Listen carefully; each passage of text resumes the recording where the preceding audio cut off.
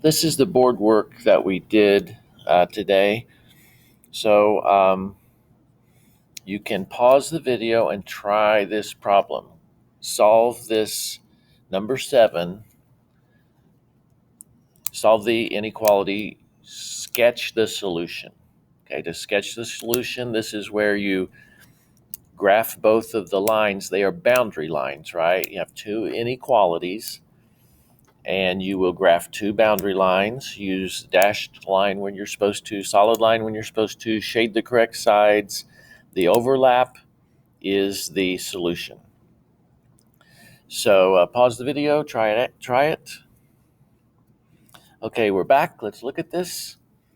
So the first one, the y-intercept is 1, right?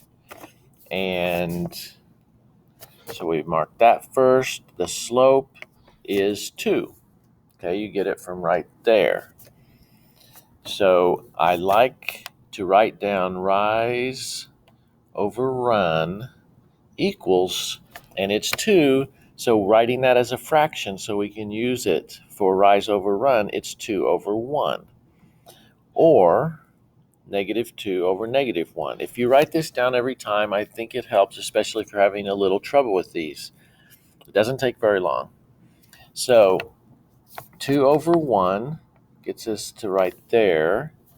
And we could also go ahead and use the -2 over -1. So let's do that. -2 for a rise means you go down 2, and -1 for a run makes you go to the left by 1 right there, and gets us to that point. And you can even keep doing, some more of those. Okay, so now we will draw that line, and it's good to pay attention right now. Is it dashed or solid? That's less than, so it is dashed. Okay, so we make that a dashed line. Okay, and we won't shade it yet. We'll do that at the end. So look at the other one.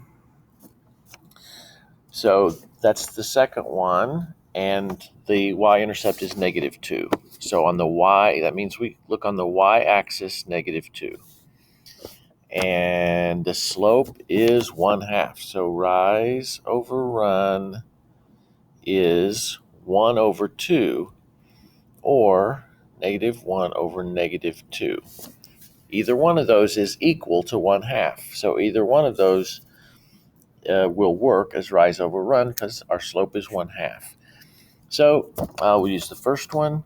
We go up 1 and over 2. Okay, rise of 1, run of 2. And gets us to right there. We could also use the other one to get another point. The rise over run is -1 over -2. So -1 for a rise means go down 1. -2 for a run means go to the left by 2. And that gives us another point. Okay, our line this time is solid because that is less than or equal. So we make our solid line, and that's it. Now we've got them both graphed. We need to do the shading. On Cami, you make this wide and you make it transparent using that, and that way you can shade it really nicely. So we're doing the blue one first, and that is this one, and it is less than, so we shade below the blue line. And Cami, if you just do not pick up the stylus, it will make it nice. You just fill it in. Okay, so now we will shade below the pink one, and I gave it away. There it is. It's less than or equal, so we shade below it.